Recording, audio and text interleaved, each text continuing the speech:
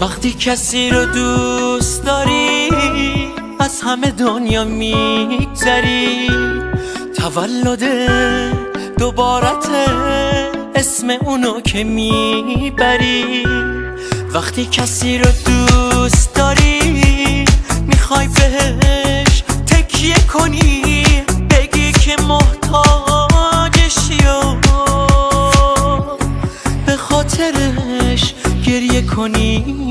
وقتی کسی رو دوست داری حاضری دنیا بد باشه، فقط اونی که دوست داری عاشقی رو بلد باشه، حاضری که بگذری از مقررات و دین و درس. وقتی کسی رو دوست داری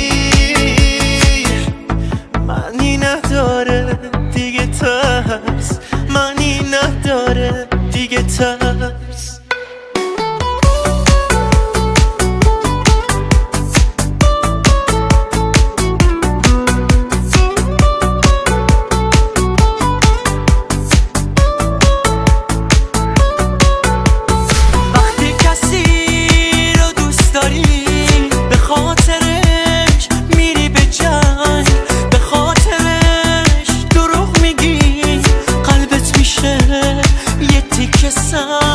وقتی کسی رو دوست داری دنیا رو از یاد میبری، دار و نداره تو میدی تو اونو به دست بیاری. حاضری هرچی دوست نداشت به خاطرش رها کنی، حساب تو حسابی از مردم شهر جدا کنی. حاضری هر روز سر اون با آدما دعوا کنی، غرور تو بشکنی و